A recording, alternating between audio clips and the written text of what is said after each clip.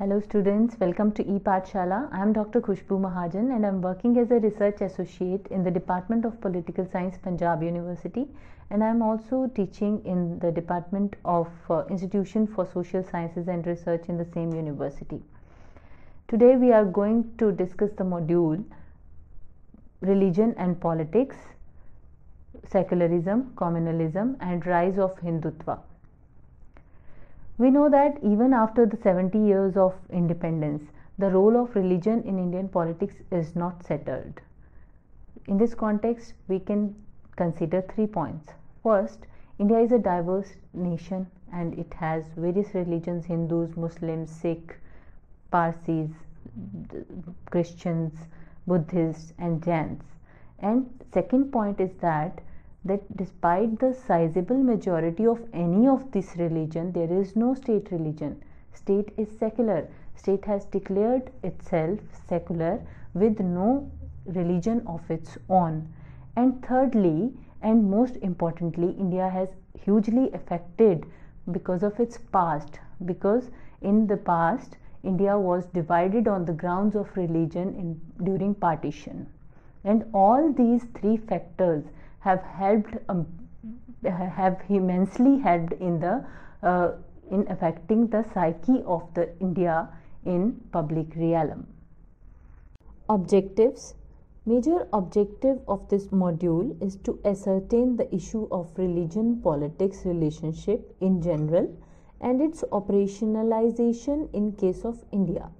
In the subsequent sections of this unit, we'll examine the debates around the idea of secularism, communalism and rise of Hindutva politics in India. Religion and politics, secularism, communalism and rise of Hindutva politics. Even after more than 6 decades of India's freedom, the question of role of religion in politics is not settled. From time to time, it emerges in the form of either communal incidents or debate around the nature of secularism in India. When we talk of religion and politics in the context of India, it is important to take into consideration the following 3 facts. First, that India is a country with little more than 80% of Hindu population, around 13% Muslims, 2.3% Christians, 1.9% Sikhs, and less than 1% Buddhist and Jains each. Secondly, despite a sizable majority of each of this religion or a particular religion, there is no state religion. That is, Constitution declares the Indian state as a secular one. And thirdly, India has suffered hugely due to partition on religious lines in the past. All the 3 factors affect India's psyche in public realm, and thus impacting the contours on the politics vis-a-vis religion. Since independence, the religion and politics conundrum in India unfolds in the form of debate on secularism, the nature of communal politics, thus communalism, and recent emergence of Hindutva politics with the advent of BJP as a harbinger. Nature of Indian state, issue of personal law, question of uniform civil code, and freedom to religious rights, etc. Some of the issues raised in this context and debated widely in India. With the growing involvement of religion in the politics, both at institutional as well as at the level of everyday involvement of religion, since 1980s, the contestation around the idea of secularism also emerged. It not only interrogates the nature of Indian secularism, but even also raises questions on its applicability. In this context, we'll start with the issue of religion-politics relationship in general and its operationalization in the case of India. In subsequent section of this unit, we'll examine the debates on these topics. Religion and politics conundrum. The contestation over the idea of India and its identity is central to the issue of religion and politics in Indian context. The lively cultural and religious past and its continuing practices, tracing its root to the thousands of years old texts and philosophies, the arrival of other religious traditions like Islam and Christianity, more than 1,000 years ago, and its complete assimilation in the everyday invites cautious examination of religion politics interface in the country. The largely peaceful settlement and continued coexistence of various religions for so long, and then emergence of communal politics and debate on applicability of secularism, indicate towards a complex relation existing between religion and politics in the country. Be it Ashoka's Dhamma or Akbar's Deen-e-Ilahi, Dharm, was always central to the conception of any kind of Indian polity. It was with the arrival of modern state apparatus during British period and the regime of enumeration that the religious identities and their significance for the state machinery got consolidated. It ultimately culminated into the debate on the role of religion in politics in India. Moreover, during freedom struggle, the issue of identity of India took shape. The question of Hindu Rashtra and Hindutva as an organizing principle of Indian polity emerged centrally in the writings of Savarkar and Golwalkar. It was also during this time Gandhi's idea of role of religion in politics came into light. Gandhi was very clear on this issue. He was of the view that ongoing religious revivalism in India must play a progressive role in the politics and social progress. He wanted that religion must play a positive role in bringing all myriads, religious, sectarian, and caste differentiation into an inclusive grand composite nation. In his own words, "For me, politics bereft of religion are absolute dirt, ever to be shunned. Politics concern nations, and that which concerns the welfare of the nations must be one of the concerns of a man who is religiously inclined.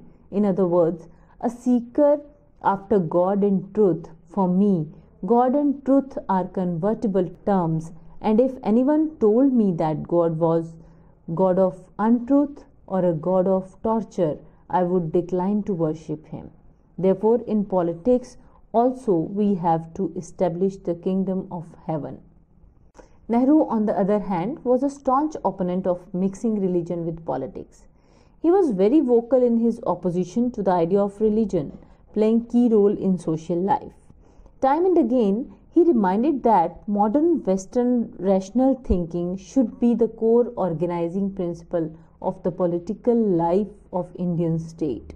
He disdained religion in the political life of a nation, claiming that it shuts its eyes to reality. He was of the view that religion can only bring disgrace and thus counterproductive to the development of any nation. And it was in this context that he once claimed that politics and religion are obsolete. The time has come for science and spirituality. Nehru's approach to the role religion played in the social life is described by him in the following manner: "Religion, as I saw it practiced and accepted even by thinking minds, whether it was Hinduism or Islam or Buddhism or Christianity, did not attract me. It seemed to be closely associated with superstitious practices and dogmatic beliefs, and behind it lay a method of approach to life's problems, which was certainly not that of science. There was an element of magic about it, an empirical credulousness, a reliance on the supernatural." Nehru's greatest contribution in this regard was in terms of secularism. His ideas were greatly shaped by his own moorings in the Western Enlightenment, circumstantial demands of the freedom struggle, and compulsions of the modern politics in post-independent India. His idea of secularism was based on the idea of positive role of the state in religious matters, evident in his Karachi resolution, where he pitched for fundamental rights of individuals for their religious rights. The Indian Constitution later also adopted this line vis-a-vis secularism and role of the state in religious matters. A detailed description of fundamental rights in religious matters was ensured in the Part 3 of the Constitution.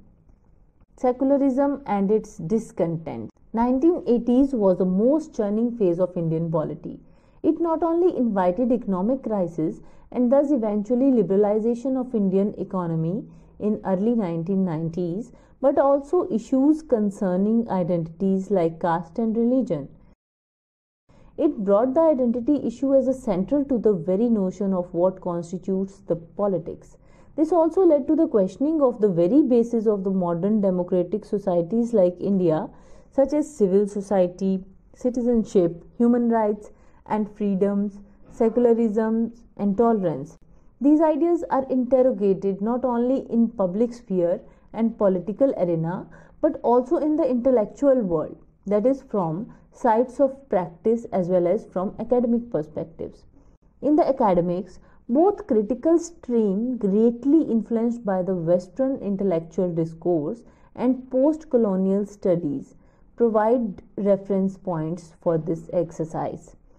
But before going into the detailed discussion around the idea of secularism and its applicability, let us try to have the history of the idea itself in the Indian context. This will help us in contextualizing the debate around the idea of secularism and communalism. The concept of secularism, as embodied in the Constitution of India, has a very specific context, different from the Western notion of secularism. The religious diversity and large number of minorities is the most influencing factor in shaping the idea of secularism since freedom struggle. The Constitution of India guarantees freedom of conscience, freedom to profess, practice and propagate religion, and also freedom to establish religious institutions and manage or administer their day-to-day affairs. It strongly disallows discrimination on the grounds of religion. This guarantees legal and social equality to all the citizens by providing for equality before law and equal protection of laws, prohibiting discrimination with regard to the places of public importance and providing for equal opportunity in the matters of public employment. Not only this, the Constitution of India also guaranteed religious minorities the right to set up and manage their educational institutions of their choice and to preserve their script language and culture. These provisions clearly indicate that the Constitution of India tries to build up in India a certain kind of philosophy of secularism on which is distinctively different from the dominant idea of the West. This specific difference is in the terms of not raising any kind of separation between the state and religious domains. In this sense, it is expected from the state that it will not be partial to any demands of specific religious group.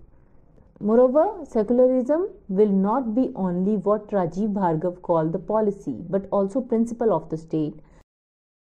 A secular state, therefore, is not an anti-religious state, but a state without a religion, involving the idea of religious freedom for all the sections of society. Here it is pertinent to quote Nehru, who had a very distinct idea of secular state.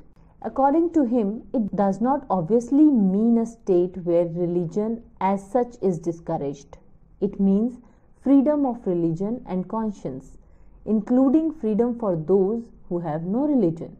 It means free play for all religions, subject only to their not interfering with each other or with the basic concept of our state. Thus, we find that the post-independent India devised its own path of secularism, standing for not an anti-religious state, but as a non-religious state. Mutual coexistence of various religious groups and safeguarding their rights is central to this conception of secularism. However, K.N. Panikkar is of the view that the meaning of the Indian form of secularism beyond inter-religious harmony, which Constitution has sought to implement through practice, has not been internalized by the state and society. No definition of the secularism was prescribed at the time of adopting the constitution, or even when the concept was introduced into it in 1976. For Panikkar, the idea of secularism in India started with the burden of an irreconcilable resolution of realizing communal harmony without creating material and ideological foundations to generate and sustain it. Thus, rather than focusing on cultural plurality, he argues that states should focus on cultural equality, ensuring sufficient economic conditions for harmonious coexistence. Extending the debate on secularism in India, Bhargav raises a pertinent question that whether Indian states should adopt the policy of equal distance, non-interference, or of neutrality.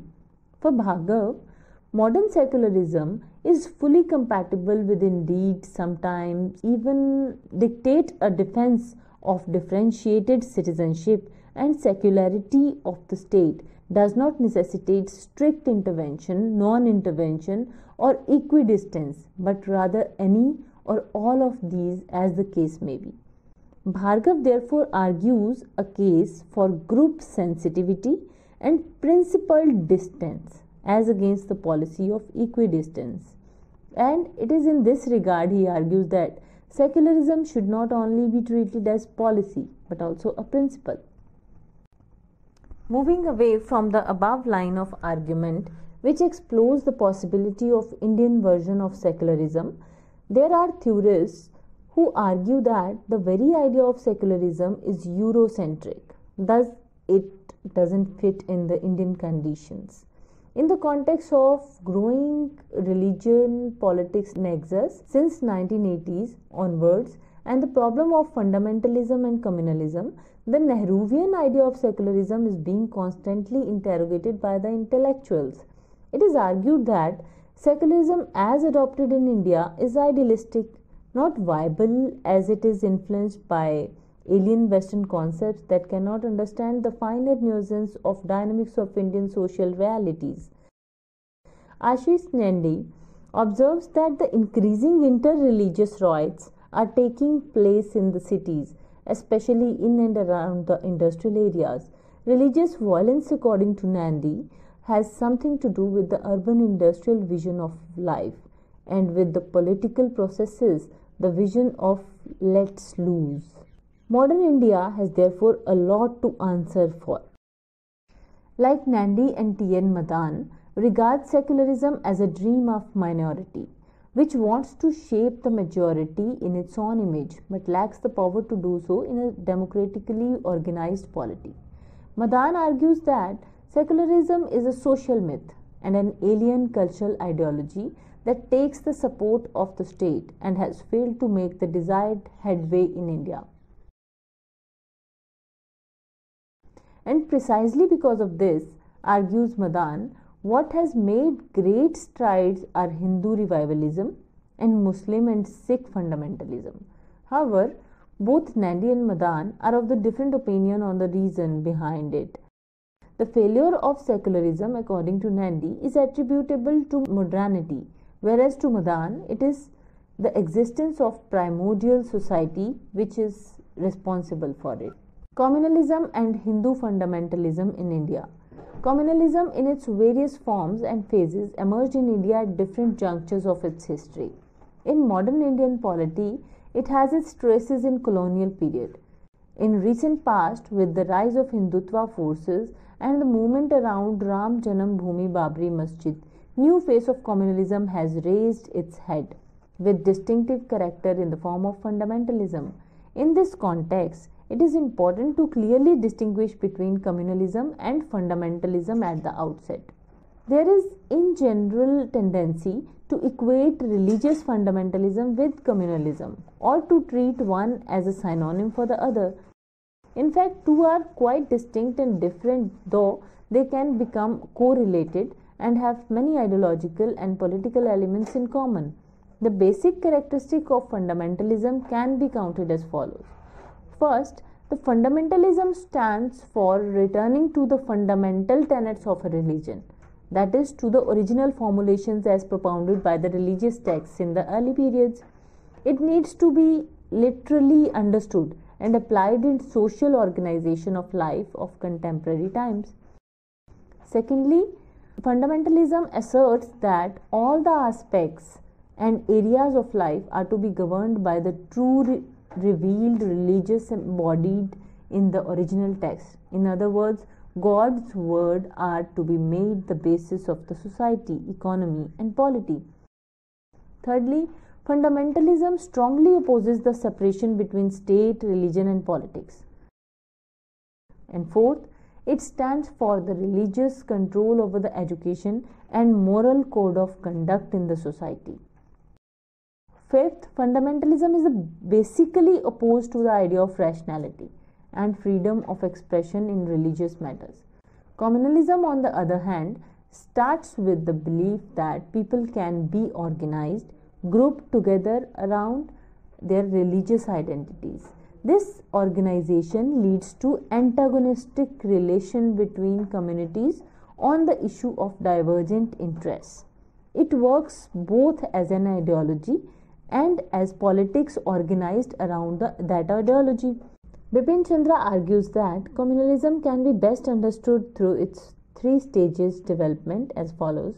In the first stage, communalism emerged in the last quarter of 19th century when the view was the followers of the religion in India have in common not only their religious interests but also some political, economic, social, cultural interests. In the second stage, in the beginning of 20th century, communalism proper made an appearance. This time, the argument made was that apart from some common interests, there are some separate interests involved among different religious communities.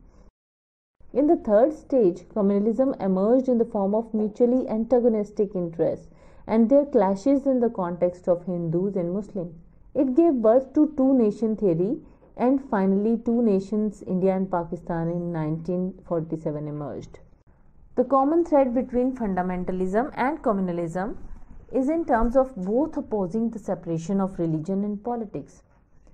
In this reference, both propound that there cannot be common truth in all religions. As Bipin Chandra argues, both fundamentalism and communalism strongly advocate for controlling the education system, valorizing the past values, share the notion of their societies, achieving near perfection in the past, and moreover both oppose secularism as an idea and as a policy of statecraft. Professor Chandra defines communalism as the assertion that secular interests of a group of persons are coextensive with its religious identity. On the other hand, Asghar Ali, engineer, rightly believes that communalism is fundamentally a political and social economic phenomena and not a religious one. He is positive that religion is not the root cause of communal conflicts, but certainly a powerful tool in the hands of various religious communities who use it for the realization of their secular aspirations. In the context of rise of Hindutva, fundamentalism and communal politics, especially since 1980s, much deliberation has taken place among the intellectuals about its possible causes and consequences. It is generally and probably rightly perceived that rise of Hindutva politics and BJP reflects as much the weakness of the other political formations as its own strength. The fall of Congress as the main ruling party and weakening of left politics in India has created enough space for communal forces like RSS and BJP to occupy the central space in political arena. The strong cadre-based Sangh Parivar and the upper caste Hindu vote consolidated the Hindutva forces in 1990s and 2000s. Hindutva forces riding on the success of Ram Janambhoomi Babri Masjid movement have for long cherished the dream of establishing India as a Hindu Rashtra. In this, it finds the Hindutva politics through BJP as a politics of convenience, mass mobilization through emotive symbols with religious overtones has contributed significantly in this. The electoral success of these forces in 1998 and 1999 general elections gave a ray of hope to them that they can shape the idea of India based on sectarian identity. However, 2004 general elections once again proved that people of India are sharing the different notion of coexistence with other communities, and it has wider acceptance. To sum up, we can say that since the inception of the independence, religion has come up in many ways before us, sometimes in the way of communal rights, and sometimes in the other way of debate over the secular nature of the state. Thus, we can say that the negative impact of religion over the politics may have serious connotations over the unity and integrity of the country. Thus, the governments and the masses should collectively work together to end this negative impact of religion over politics and to take it in a positive manner so that the integrity and the unity of the country must be protected.